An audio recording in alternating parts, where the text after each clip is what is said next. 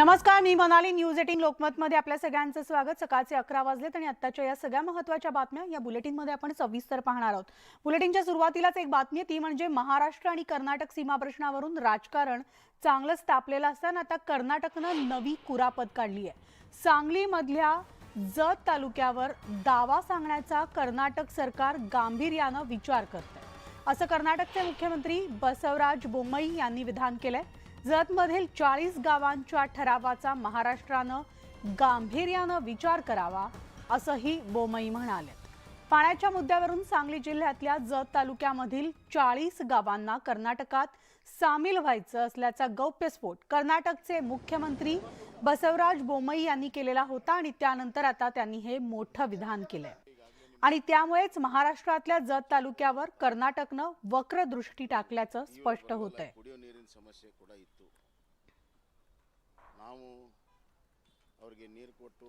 तर सीमा प्रश्नावरून आता ही नवी कुरापत समोर येते. जत तालुक्यावर कर्नाटकची वक्रदृष्टी असून बसवराज बोम्मईंनी मोठं विधान केलं आणि त्यामुळे आता हा नवा वाद समोर येतोय. महाराष्ट्र आणि कर्नाटक सीमा प्रश्नावरून राजकारण तापलेलं असताना त्यात आता ही भर पडली आहे ती म्हणजे कर्नाटकनं नवी कुरापत काढली असून सांगलीतल्या जत तालुक्यावर दावा सांगण्याचा कर्नाटक सरकार गांभीर्यानं विचार करते असं विधान केलंय कर्नाटकचे मुख्यमंत्री बसवराज बोम्मई यांनी.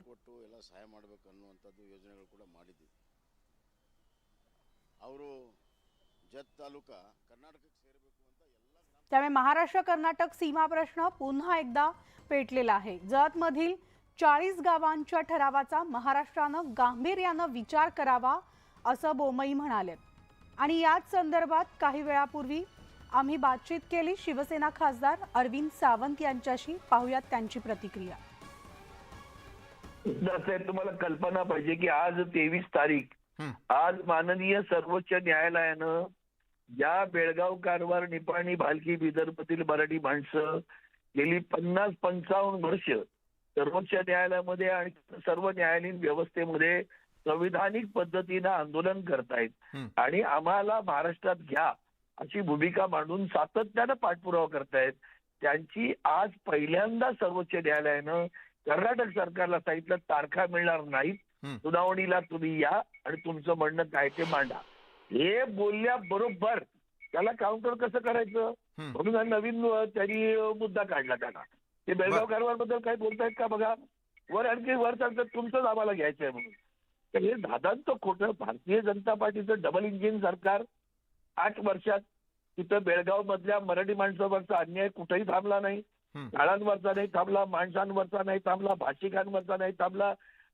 काळे निळे करे पण तेथूनची पोलीस मारतात आपल्या लोकांना. एवढं सगळं घडत असताना सुद्धा भारतीय जनता पार्टीचा एकही खासदार, मी जेव्हा जेव्हा लोकसभेत हा प्रश्न मांडतो तेव्हा भारतीय जनता पार्टीचे महाराष्ट्रातील खासदार गायब असतात आणि कर्नाटकचे खासदार सगळे मिळून उठतात ठाणकन बेळगाव, कारवार, निपाणीवरच्या प्रश्नावर. हे आणि म्हणून हे दाखवायचे दात आहेत, खायचे दात वेगळेच आहेत त्यांचे.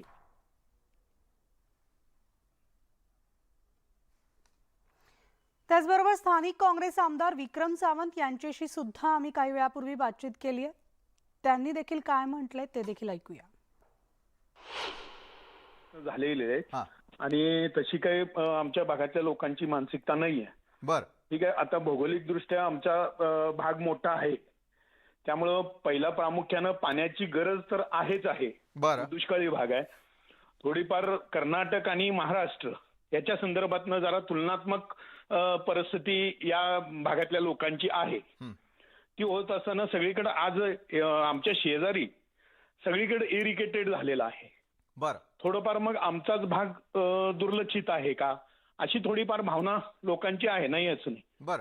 आणि या संदर्भातल्या गेल्या 3 वर्षात म्हणजे विधिमंडळ स्थापन झाल्यापासून पाण्यासाठी प्रयत्न करतोय आणि विस्तारित सन्माननीय जयंत पाटील साहेब असताना इरिगेशन मिनिस्टर त्यांनी विस्तारितला मंजुरी दिलेली आहे आणि ती विस्तारित होईपर्यंत आम्ही जे कर्नाटक राज्याला आतापर्यंत महाराष्ट्र गव्हर्नमेंटनं 6 TMC पाणी दिलेलं आहे कृष्णेतून, ते पाणी परत घ्यायचं असेल तर माझ्या शेजारी मतदारसंघाच्या शेजारी तुपची बबलेश्वरचं इरिगेशन करून पाणी आणलेलं आहे त्यांनी.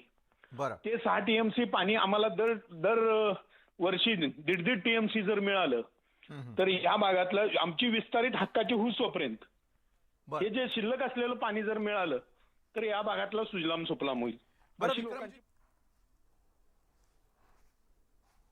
तर या बातमीचे सगळे अपडेट्स आपण पाहणार आहोत. मात्र आता थेट जाऊयात शंभूराजे देसाई यांची पत्रकार परिषद सुरू आहे. हम दोनों ही वहां जाके उनसे मिलके उनके साथ हम लोग हैं, उनके साथ महाराष्ट्र की सरकार है, उनके साथ महाराष्ट्र की जनता है, ये वहां जाके हम उन लोगों को आश्वासित करेंगे. लेकिन जिस तरह से देखा गया ये सालों साल उनसे मैटर चलता आ रहा है, केंद्र सरकार से भी क्या अपील किया गया, क्या प्रतिनिधिमंडल उनसे मिलेगा, इस बार लगता है केंद्र आप महाराष्ट्र को अपना हक देगी.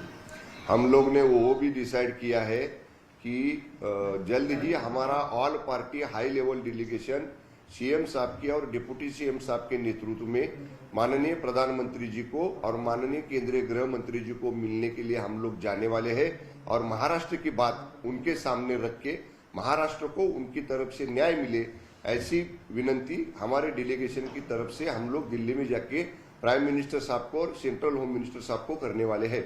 जैसे कर्नाटक के मुख्यमंत्री कह रहे हैं कि हम भी लीगल लड़ाई करने के लिए तैयार, उनके बयान को आप किस तरह देख रहे हैं? नहीं करने दो ना. देखिए ये इश्यू तो अभी सुप्रीम कोर्ट में पेंडिंग है. हम हमारी बाजू रखेंगे, वो उनकी बाजू रखेंगे. अभी न्याय देवता पर हमारा विश्वास है. हमको यही लगता है कि वहां के लोगों का जो जनमत है वो ही सुप्रीम कोर्ट ने उसको कंसिडर करना चाहिए. 850 विलेजेस है जो लोग मराठी भाषिक है और जो लोग आज मानते हैं, कहते हैं कि हम अभी भी महाराष्ट्र में हैं, उनको कन्नड़ शक्ति नहीं चाहिए, उनको वहां मराठी चाहिए, उनको वहां भगवा ध्वज चाहिए. वो लोगों का जो मैंडेट है, वो लोगों का जो पब्लिक राय है उधर की, वो भी कंसिडर करनी चाहिए सुप्रीम कोर्ट ने. सर शिवसेना के नेता संजय राउत है, वो कह रहे हैं कि महाराष्ट्र में माहौल खराब करने का काम किस तरह से कर रहे हैं, उनके बयान को किस तरह? क्या कर रहे हैं महाराष्ट्र में? कौन कर रहा है? वही कर रहे हैं, संजय राउत जी कर रहे हैं. हम लोग तो हमारा काम कर रहे हैं. हमने हाई पावर कमेटी का सीएम और डिप्टी सीएम साहब ने महाराष्ट्र कर्नाटक सीमा इशू की बैठक ली, तुरंत मंत्री को नियुक्ति किया, तुरंत नया प्रपोजल लाने का निर्णय किया. हम लोग ऐसा कंस्ट्रक्टिव काम कर रहे हैं और हर रोज सुबह उठ के कोई बोल रहा है महाराष्ट्र के 5 टुकड़े करने वाले, कोई बोल रहा है महाराष्ट्र को उधर से इधर लेके जा रहे हैं. जिनको कोई दूसरा काम नहीं है. पिछले 3-4 महीने महाराष्ट्र शांत था, महाराष्ट्र का एटमॉस्फेयर हेल्दी था. जब तक ये राउत जी का दर्शन टीवी पे नहीं होता था हमको, जब तक उनका दर्शन होने लगा है सुबह सुबह टीवी पे, तब से महाराष्ट्र का वातावरण खराब होते जा रहा है. लेकिन हम लोग वहां ध्यान नहीं देते. हमको सीएम साहब और डीसीएम साहब का आदेश है. सब लोग ने महाराष्ट्र को आगे ले जाने के लिए काम करना है. हमारे सीएम ही 18-18, 20-20 घंटे दिन में काम करते, सीएम डीसीएम साहब. हम लोग भी काम करते. हम काम करेंगे, राज्य के हित में काम करेंगे, राज्य की भलाई के लिए काम करेंगे. जिसको टीका ही खाली करने है, उनको उनका काम करने दो. आदित्य ठाकरे बिहार जा रहे हैं तेजस्वी से मिलने के लिए. अब क्या राज्य से सेंट्रल या फिर अपने आप को स्टेट की पार्टी से हटके नेशनल पार्टी बनाने में लगी है शिवसेना? अभी 3-4 खासदार बचे हैं, 10-12 आमदार बचे हैं. ये पार्टी कैसे हो सकती है नेशनल पार्टी? और अभी जिनके साथ माननीय बाला साहब ठाकरे जी का कभी भी एक विचार नहीं हुआ था, ऐसे लोगों को हाथ में हाथ मिला रहे. अभी राहुल जी गांधी आए थे, जो वंदनीय बाला साहब ठाकरे साहब ने कहा था मैं कभी भी कांग्रेस को साथ नहीं लूंगा, कांग्रेस और राष्ट्रवादी के साथ में नहीं जाऊंगा, ऐसी समय आया तो मैं मेरा दुकान बंद कर दूंगा. ये वंदनीय शिवसेना प्रमुख बाला साहब ठाकरे जी के विचार है. और उनके ही पोते आदित्य जी, वो कांग्रेस के नेता राहुल गांधी जी के हाथ में हाथ डाल के उनके साथ चल रहे. ये काफी नहीं हुआ, अभी वो बिहार जाके तेजस्वी यादव जी को मिल रहे. ये बाला साहब ठाकरे जी के विचारधारा से एकदम अलग काम ये आदित्य जी कर रहे हैं. ये हिंदुत्ववादी विचारों को बाला साहब ठाकरे के ऊपर श्रद्धा रखने वाले शिवसैनिकों को कभी भी नहीं जमे, कभी भी ये पसंद नहीं आएगा. ये जानने की कोशिश करने जा रहे हैं कि वहाँ पे बीजेपी की सरकार किस तरह तेजस्वी ने गिराई. तो लगता है कि टीम लेने जा रहे हैं कि तेजस्वी ने बीजेपी की सरकार गिरा के किस तरह अपनी सरकार बनाई. अभी उनको ही पूछो आप क्या वजह से वो जा रहे हैं. मैं कैसे उनके मन में जो है वो मैं तो नहीं बता सकता, लेकिन आप उनको पूछिए. सर संजय राउत संजय राउत ने एक और बयान दिया कि महाराष्ट्र में जो सरकार वाली जो सरकार बनी है वो ज्यादा दिन चलेगी, मिड टर्म चुनाव होगा. उनके बयान को मेरे को ऐसा लगता है 3 महीने जब वो अंदर थे तब भविष्य जानने का विद्या प्राप्त किया है उन्होंने, और बाहर आने के बाद अभी ऐसी बात कर रहे हैं। उनको शायद मालूम नहीं है 170+ का मेजॉरिटी एक बार नहीं 2 बार फ्लोर ऑफ द हाउस पर हम लोग ने साबित की है। और माननीय मुख्यमंत्री शिंदे साहब ने और माननीय उप मुख्यमंत्री फडणवीस साहब ने बार बार ये कहा है कि 170 के प्लस एक भी हमारे से फिगर हमारा कम नहीं होगा। ये बात संजय राउत जी को कहने दो, उनको कह के खुद का समाधान करने दो। ये सरकार पूरा अपना 2-2.5 साल का टेन्योर आगे का कंप्लीट करेगी और 2024 के इलेक्शन में भी शिंदे साहब और फडणवीस साहब के नेतृत्व का शिवसेना और बाळासाहेब ठाकरे जी की शिवसेना और भारतीय जनता पक्ष की सरकारी महाराष्ट्र में आएगी। तर आपण पाहिलं शंभूराज देसाई यांची पत्रकार परिषद सुरू आहे। विविध विषयांवर त्यांनी भाष्य केलेलं आहे। संजय राऊत महाराष्ट्रात नसताना महाराष्ट्र शांत होता असं देखील त्यांनी वक्तव्य केलंय। त्याचबरोबर मराठी भाषेवर कन्नडची सक्ती नको असं देखील वक्तव्य त्यांनी केलंय। सगळे अपडेट्स पाहणार आहोत। वळूयात पुढच्या बातमीकडे। मुख्यमंत्री एकनाथ शिंदे आज शिर्डी दौऱ्यावर जाणार आहेत आणि दुपारी 1 वाजता मुख्यमंत्री एकनाथ शिंदे सहकुटुंब साईबाबांचं दर्शन घेतील। साईबाबांचं दर्शन घेऊन मुख्यमंत्री शिंदे पुन्हा मुंबईच्या दिशेने निघणार आहेत आणि त्यामुळे मुख्यमंत्र्यांच्या आजच्या सगळ्या बैठका रद्द करण्यात आल्यात। दरम्यान पेण अर्बन बँक ठेवीदार आणि खातेदार संघर्ष समिती आज मुख्यमंत्र्यांना भेटण्यासाठी मंत्रालयात येणार होतं, मात्र मुख्यमंत्र्यांच्या आजच्या सगळ्या बैठका रद्द झाल्यानं ही देखील बैठक रद्द करण्यात आली आहे। पेण अर्बन बँक ठेवीदार आणि खातेदार संघर्ष समिती आपल्या मागण्यांबाबत मुख्यमंत्री एकनाथ शिंदे यांची भेट घेणार होती, मात्र आजची ही बैठक पुढे ढकलण्यात आलेली असून येत्या काही दिवसात मुख्यमंत्री समितीच्या मागण्यांबाबत बैठक घेणार असल्याचं समजतंय।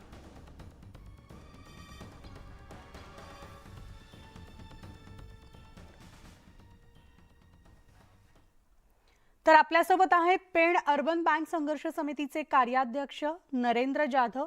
थेट आपण त्यांच्याशी बोलणार आहोत। नरेंद्रजी, आपण पाहताय आज खरं तर तुमची बैठक होती मुख्यमंत्र्यांसोबत, ही बैठक आज पुढे ढकलण्यात आलेली आहे। नेमक्या काय मागण्या तुमच्या आहेत? महत्वाची मागणी अशी आहे, कारण 12 वर्ष झाली ठेवीदार तडफडत आहेत, 500हून अधिक ठेवीदार मयत झालेत। या बाबतीत पिटिशन म्हणून मी आहे, हायकोर्टातल्या पिटिशन मध्ये अतिशय महत्वाच्या ऑर्डर्स हायकोर्टाने केलेल्या आहेत, पण त्याची अंमलबजावणी शासन दरबारी केली जात नाही, हे आज मुख्यतः मांडायचं होतं। माननीय उच्च न्यायालयानं आमच्या या ठेवीदारांच्या पिटिशन मध्ये 2015 साली एक विशेष कृती समिती स्थापन केली, ज्यामध्ये माननीय जिल्हाधिकारी, SP, CBIचे अधिकारी, RBIचा अधिकारी, EDचा अधिकारी आणि ठेवीदारांचा प्रतिनिधी म्हणून मी त्याच्यामध्ये आहे। आणि या 2015 मध्ये स्थापन केलेल्या समितीला काही 4-5 कामं ठरवून दिलेली आहेत आणि प्रामुख्यानं पहिलं काम आहे, हे जे अफरातफर झालेले आहे 798 कोटी हे वसूल करणं। त्यातले आतापर्यंत 7 वर्ष झाली केवळ 6-6.5 कोटी वसूल झालेले आहेत। अतिशय चिंतेची बाब आहे आणि हे सगळं आजच्या मीटिंगमध्ये मांडायचं होतं। आणि मुख्यतः जे बोगस कर्जदार आहेत यांच्यावर कारवाई करणं गरजेचं आहे, तीही टाळली जात आहे, तर त्याबाबत ही तातडीनं कारवाई व्हावी झाली आहे। तर मग या पुढची बैठक काही कळवलंय का मुख्यमंत्री कार्यालयाकडनं? पुढची बैठक केव्हा आहे? नाही ती लवकरात लवकर घेणं आवश्यक आहे आणि जर त्यांना वेळ मिळत नसेल तर ठेवीदार मंत्रालयाच्या दारामध्ये आंदोलन करायच्या तयारीत आहे। धन्यवाद नरेंद्र जाधवजी आपल्या या सविस्तर प्रतिक्रियेसाठी। तर पेण अर्बन बँक संघर्ष समितीचे कार्याध्यक्ष नरेंद्र जाधव यांनी सांगितलेलं आहे, जर मुख्यमंत्र्यांनी याची दखल घेतली नाही किंवा आमच्या मागण्यांकडे लक्ष दिलं नाही तर आम्ही तिकडे मुख्यमंत्र्यांच्या कार्यालयाबाहेर आंदोलनाच्या पवित्रात असल्याचा इशारा सुद्धा त्यांनी दिलेला आहे। आणि यानंतर आणखी एक ब्रेकिंग बातमी। दिशा सालियांच्या मृत्यू संदर्भामधील एक मोठी अपडेट हाती आली आहे।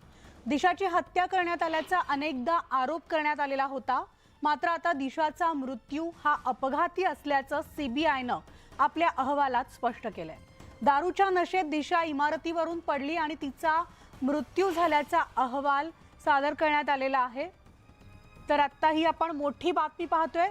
दिशा सालियन मृत्यू अपघात प्रकरणी खरं तर अनेक चर्चा सुरू झालेल्या होत्या, त्याला राजकीय रंग सुद्धा देण्यात आलेला होता, मात्र सीबीआयनं आता जो अहवाल सादर केलेला आहे आणि सीबीआयच्या या अहवालानुसार दिशा दारूच्या नशेत आपल्या इमारतीवरून पडली असल्याचं नमूद करण्यात आलेलं आहे आणि त्यामुळे तिचा मृत्यू झाल्याचं सीबीआयनं म्हटलेलं आहे. त्यामुळे दिशाची हत्या करण्यात आल्याचा जो आरोप होता तो सीबीआयनं फेटाळून लावलेला आहे आणि दिशाचा मृत्यू हा अपघाती असल्याचं सीबीआयनं म्हटलेलं आहे.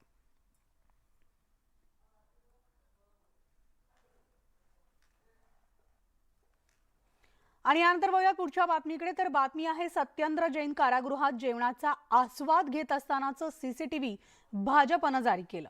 सत्येंद्र जैन जेवणाचा आस्वाद घेताना दिसतात. एखाद्या रिसॉर्ट किंवा सुट्टीवर असल्याप्रमाणे त्यांना जेवण पुरवलं जातंय आणि व्हिडिओमध्ये सत्येंद्र जैन यांच्या समोर जेवणाची थाळी देखील आपल्याला दिसतीये. तसंच त्यांच्या सेवेसाठी एक व्यक्ती सतत हजर असल्याचं सुद्धा या व्हिडिओमधनं समोर आलंय. जेवणाची थाळी आणण्यापासून ते अगदी खुर्चीच्या शेजारी कचऱ्याचा डब्बा ठेवण्यापर्यंत सगळी कामं ती व्यक्ती करते. सत्येंद्र जैन यांना तो पाण्याची बाटली देताना सुद्धा सीसीटीव्ही मध्ये दिसतंय. केजरीवालजी यांनी या हवालाबाजला शिक्षा नव्हे तर व्हीव्हीआयपी मजा मिळेल याची खात्री केली आहे असं ट्विट शहजाद पूनावाला यांनी केलंय. तर ही दृश्य आहेत कोणत्याही घरातली नाही तर एका जेलमधली.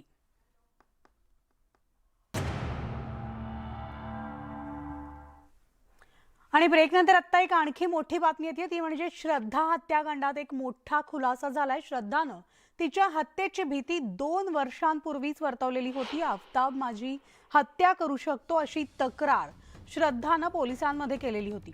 श्रद्धाच्या तक्रारीची कॉपी न्यूज 18 लोकमतकडे आहे आणि यामध्ये 23 नोव्हेंबर 2020 ला पत्र तिनं लिहिलंय. पोलिसांमध्ये या प्रकरणी तक्रार दाखल करण्यात आलेली होती.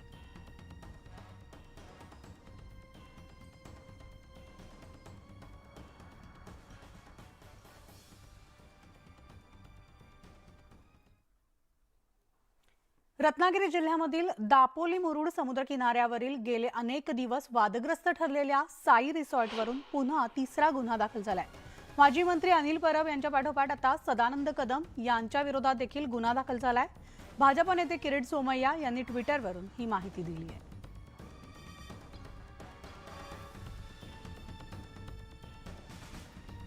तर आता आपण बातमी पाहतोय रत्नागिरी जिल्ह्यातल्या दापोली मुरुड समुद्रकिनाऱ्यावरील वादग्रस्त ठरलेला साई रिसॉर्ट आता पुन्हा या रिसॉर्टवरून 3रा गुन्हा दाखल करण्यात आलेला आहे. माजी मंत्री अनिल परब यांच्या पाठोपाठ आता सदानंद कदम त्यांचे जे पार्टनर आहेत यांच्या विरोधात देखील गुन्हा दाखल झालेला आहे. भाजप नेते किरीट सोमय्या यांनी ट्विटरवरून या संदर्भात माहिती दिलेली आहे. त्यामुळे साई रिसॉर्ट पुन्हा एकदा चर्चेत आलेला आहे आणि याविषयीचे सगळे अपडेट्स आपण इतर बुलेटिनमध्ये पाहणार आहोत. मात्र या बुलेटिनमध्ये वेळ झाली इथेच थांबण्याची.